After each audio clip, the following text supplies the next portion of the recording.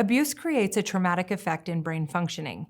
This effect can increase heart rate, decrease the ability to emotionally regulate, think tantrums, excess crying, oversensitivity, or desensitivity, the lack of appropriate emotion, etc.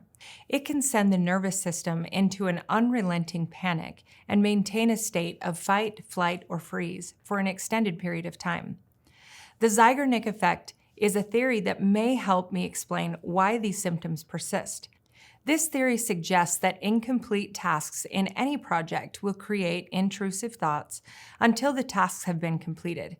Our brains are in charge of helping us track progress and complete projects, or remind us incessantly when something has been left undone. For example, maybe it is something simple like the nagging in the back of your mind that you didn't turn off the stove when you left the house. This nagging is annoying enough to get you to turn the car around and go home to check, or call and have someone else check the stove for you. But perhaps it is something much more complex. How might this theory connect to trauma and the way a child may be exhibiting behavioral changes? A study exploring the connection between this theory and the experience of trauma found that traumatic memories are formed in the brain as incomplete tasks.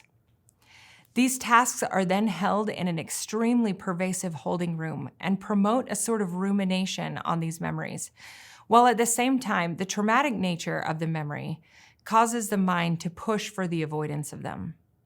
The conflict this creates within the child or adolescent is reflected in the shift in behavior, mood, ability to emotionally regulate, to appropriately think through problems, or in other words, take on any new projects. The holding room is already crowded. It may revolt against the addition of new tasks, in a sense causing destabilization and behavioral changes until the current tasks are addressed. Now, before we move on to talk about common signs of child abuse in children, I want to make a note that this example serves to give us a 10,000-foot view of the effect of trauma. It is also not to say that the analogy between an order placed for a meal is equal to the traumatic memory the child is bombarded with. It isn't, not at all. And unfortunately, the memory is not erased entirely by completing the task, or rather processing the memories. However, there is hope. In studies of this theory and in countless other studies, EMDR, which stands for eye movement desensitization and reprocessing, has shown extensively in research to be an incredibly effective treatment for not erasing the memory, but desensitizing the negative thought about the self that is connected to the memory, and reprocessing it entirely with a positive cognition that instills a sense of peace, empowerment, and healing. It is incredibly effective in emptying the proverbial holding room so that the child can regain equilibrium. Now, take a moment to revisit the questions posed in the beginning of this segment.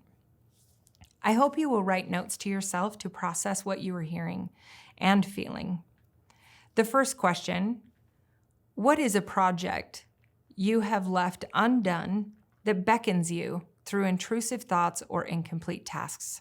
And question 2, after considering the Zeigarnik effect in connection to your child's behavior, are there profound changes that may need to be explored in order to better understand the reason behind the behavior shift?